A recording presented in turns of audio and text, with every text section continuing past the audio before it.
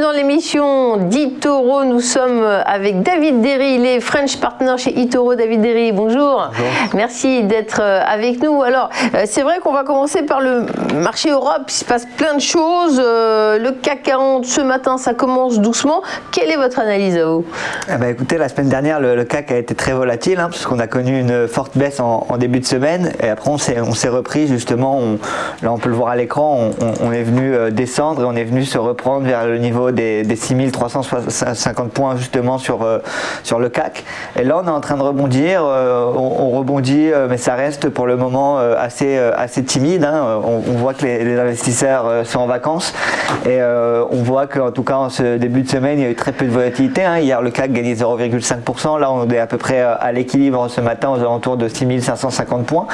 Et on est en tout cas on a bien réussi à se reprendre sur les 6350 points.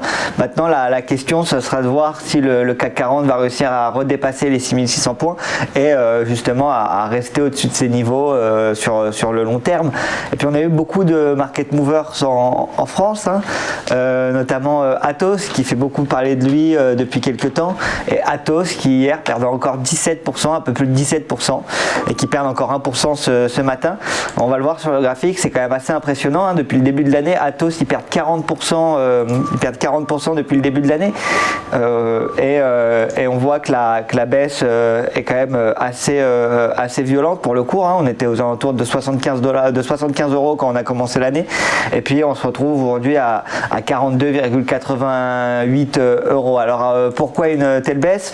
Alors déjà, il y a quelques semaines, il y a eu des analystes qui avaient notamment abaissé leurs notes sur le cours de l'action. Et puis, hier, il y a l'entreprise qui a émis un warning sur ses résultats et qui a déclaré que la croissance de l'entreprise allait probablement être en baisse sur cette année. Elle était attendue à 4,5%. On l'a retablé à 3,5%. Et donc, on a le cours qui dévisse assez fortement et qui revient à un niveau quand même assez bas, parce qu'on voit qu'on est à des niveaux les plus bas depuis même maintenant 2015-2016. Donc, à voir sur Atos, voir si ça va réussir à se reprendre. Mais en tout cas, Atos, si on compare par rapport au PER, donc le Price Earning Ratio, qui nous permet de savoir si une action est chère ou pas chère, on voit qu'on est sur un PER aux alentours de 4, aux alentours de 8. Et donc on reste sur un PER, on reste sur un ratio PER correct. Et malgré ça, on a une action qui a du mal à renouer avec la performance en bourse. Et puis sinon, intéressant à suivre cette semaine, ce sera Sanofi. Je suppose que comme tout le monde hier, vous avez écouté les annonces de Macron. Et donc, ce qu'il faut retenir de ces annonces, c'est qu'on sera très fortement conseillé à être vacciné, pour pas dire obligé. Et qu'il souhaitait aussi que la France reprenne sa souveraineté, sa grandeur, et notamment sur le point de vue de la santé.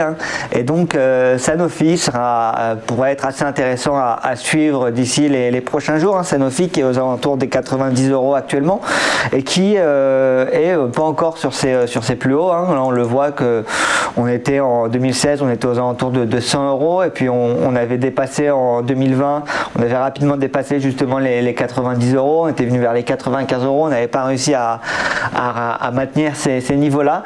Mais en tout cas, Sanofi qui se rebondit depuis maintenant quelques temps et qui pourrait justement revenir vers ses plus hauts, qui pourrait venir vers une résistance vers les 95 € qui serait à suivre pour Sanofi. Mais en tout cas, action intéressante à suivre avec les annonces de Macron d'hier.